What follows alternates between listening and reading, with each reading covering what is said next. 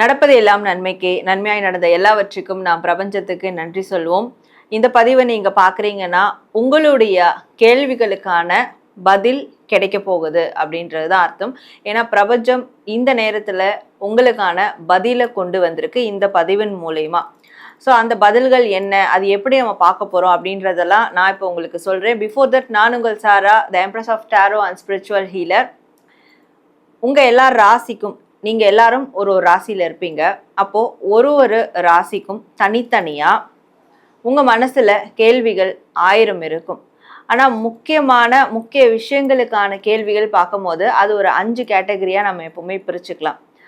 Main உங்களுடைய பொருளாதாரம், உங்களுடைய கரியர் லைஃப், வேலை தொழில் சார்ந்த விஷயங்கள், உங்களுடைய ரிலேஷன்ஷிப் உறவுகள் சார்ந்த விஷயங்கள், அண்ட் உங்களுடைய பர்சனலாக ஏதாவது உங்களுக்கான பேஷனாக இருக்கட்டும், இல்லை வேறு ஏதாவது கோலாக இருக்கட்டும், ஆன்மீக ரீதியாக இருக்கட்டும். ஸோ பர்சனலான விஷயங்கள்.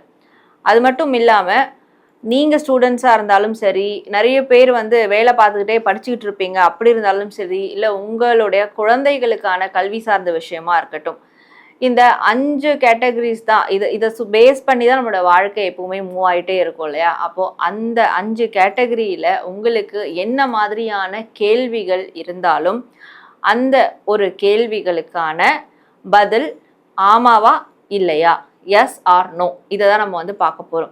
இப்போ பொருளாதாரம் சார்ந்து ஒருத்தவங்களுக்கும் ஒரு விதமான கேள்விகள் இருக்கும். ஒருத்தருக்கு என்னோட கடன் அடையுமா அடையாதா அப்படின்னு இருக்கும். இன்னொருத்தருக்கு எனக்கு கடன் கிடைக்குமா கிடைக்காதா அப்படின்னு இருக்கும். இன்னொருத்தருக்கு எனக்கு நான் எதிர்பார்க்குற அந்த பணம் வருமா வராதா அப்படின்னு இருக்கும். அப்போ ஒருத்தருக்கும் ஒரு விதமான கேள்விகள் அந்த பொருளாதாரம் சார்ந்த விஷயங்கள்லேயே இருக்கும் இல்லையா? அப்படி இந்த 5 கேட்டகரியிலையும் உங்களுக்கு என்னென்ன விதமான கேள்விகள் இருக்கோ அந்த கேள்வியை பேஸ் பண்ணி உங்கள் ராசிக்கு தனித்தனியாக எஸ்ஸா நோவா அப்படின்றது தான் இந்த ஒரு பதிவின் மூலயமா நான் உங்களுக்கு கொடுக்க போகிறேன். ஸோ நீங்கள் அப்போது உங்களுடைய இந்த 5 கேட்டகரியில் இருக்கக்கூடிய கேள்விகளுக்கும் பதில்களை பார்த்து தெரிஞ்சுக்கோங்க. ஸோ அதை தெரிஞ்சுக்கிட்டு நீங்கள் யூனிவர்ஸ்க்கு நன்றி சொல்லும் விதமாக கமெண்ட் செக்ஷனில் நன்றி பிரபஞ்சம் அப்படின்னு டைப் பண்ணி உங்களுடைய வேண்டுதல்கள், கோரிக்கைகள் எதுவாக இருந்தாலும் தாராளமாக பதிவிடலாம். ஏதாவது ஒரு கண்கள் மூலயமா பிரபஞ்சம் உங்களுக்கு உங்களுடைய கோரிக்கைகளை நிச்சயமாக நிறைவேற்றும். உங்களுக்கு இது மாதிரியான ஒரு பர்சனல் கைடன்ஸ் வேணும், ஸ்பிரிச்சுவல் ஹீலிங் வேணும், டாரோ ரீடிங் கிளாஸஸ் ஜாயின் பண்ணணும்னாலும் சரி, டிஸ்பிளே தெரிகிற வாட்ஸ்அப் நம்பருக்கு, என்னுடைய வாட்ஸ்அப் நம்பருக்கு நீங்கள் எனக்கு வாட்ஸ்அப் மெசேஜ் பண்ணி உங்களுக்கான அப்பாயின்மெண்ட் எடுத்துக்கோங்க. ஓகே, இப்போ நம்ம உங்களோட ராசிக்கான அந்த 5 கேள்விகளுக்கான பதில்கள் என்ன அப்படின்றத நம்ம பார்க்க ஆரம்பிச்சிடலாம்.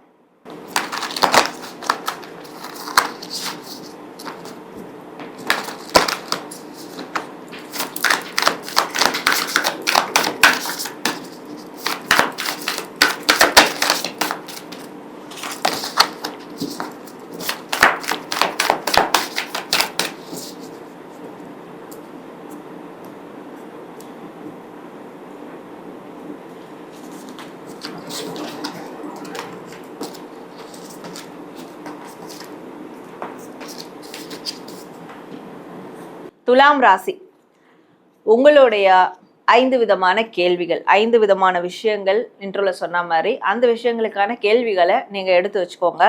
ஒரு கேள்விக்கும் என்னென்ன பதில்கள் வருது, எஸ் வருதா நோ வருதா அப்படின்றத நம்ம தனித்தனியாக நம்ம இப்போ பார்க்க போகிறோம்.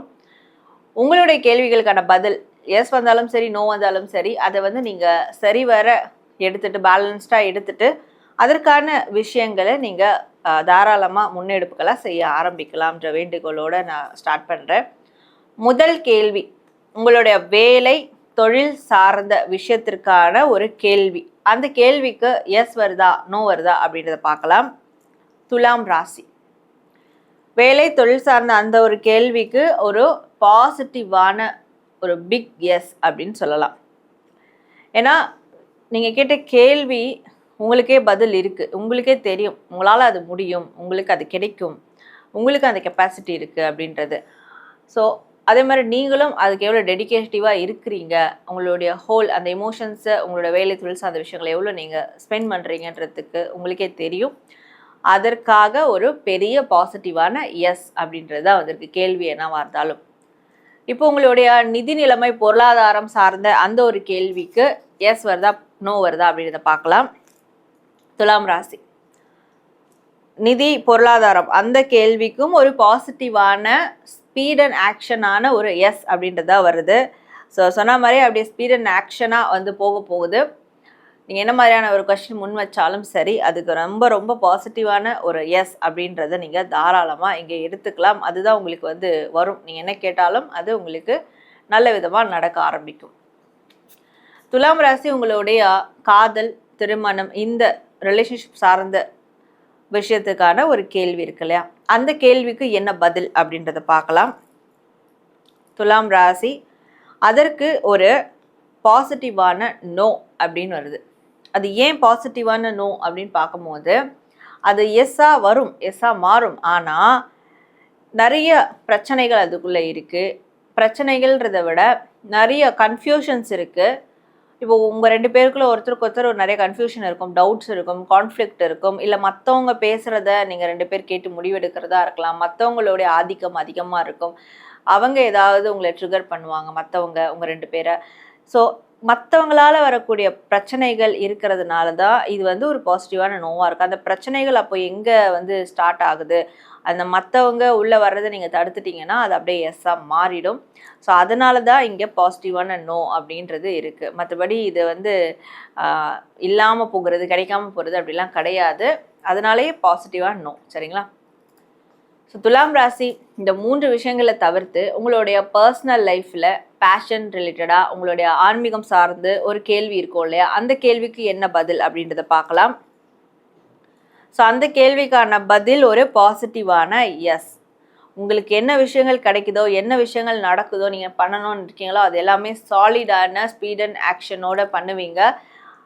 ஏன்னா அதற்கான ஒரு சூழல் உங்களுக்கு உருவாகும். அதனால் நீங்கள் கேட்ட கேள்விக்கு ரொம்பவே ஸ்டேபிளான பாசிட்டிவான ஒரு எஸ் அப்படின்றதா வருது. ஸோ துலாம் ராசியில் இருக்கக்கூடிய படிச்சுட்டு இருக்கவங்க ஸ்டூடெண்ட்ஸ் அண்ட் உங்களுடைய குழந்தைகள் படிப்பிற்காக பார்க்குறவங்க ஒரு கேள்வி இருக்கும் இல்லையா படிப்பு சம்மந்தமாக, அந்த கேள்விக்கு எஸ் வருதா நோ வருதா அப்படின்றத பார்க்கலாம். துலாம் ராசி ஸோ உங்களுடைய படிப்பு சார்ந்த கேள்விக்கு என்ன அப்படின்ற போது ஒரு நோ. ஸோ அது ஒரு நெகட்டிவ் நோ அப்படின்னு எடுத்துக்கலாம். ஏன்னா நெகட்டிவ் நோன்ற போது ஒரு டிஸப்பாயின்மெண்ட் இங்கே வந்து தெரியுது, ஒரு வலி இங்கே வந்து தெரியுது, ஒரு லாஸ் தெரியுது. ஸோ அது அப்போ எந்த மாதிரியான ஒரு கேள்வி இருந்தாலும் அதுக்கு மட்டும் ஒரு நோ, நெகட்டிவ் நோ அப்படின்றது வருது. ஸோ துலாம் ராசி ஓவராலாக உங்களுடைய 5 விதமான கேள்விகளுக்கு பதில்கள் என்ன வந்திருக்கு அப்படின்ற போது உங்களுடைய வேலை தொழில் சார்ந்த விஷயத்துக்கு ஒரு பெரிய பாசிட்டிவான எஸ்.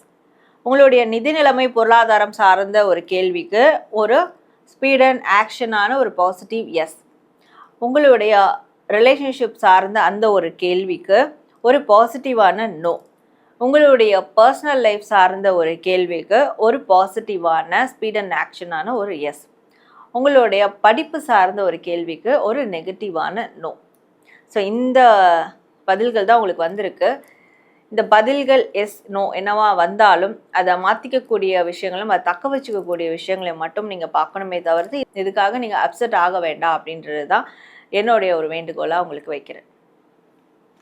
நேயர்களே, உங்கள் ராசிக்கான உங்கள் மனதில் இருக்கக்கூடிய 5 விதமான கேட்டகரி, 5 விதமான விஷயங்களுக்கான கேள்விகளுக்கான பதில்கள் என்ன அப்படின்றத பார்த்து தெரிஞ்சுக்கிட்டீங்க. கண்டிப்பாக இது உங்களுக்கு ரொம்ப பயனுள்ளதாக இருக்கும் அண்ட் ஃபுல்ஃபில்லாக இருக்கும் நான் நம்புகிறேன்.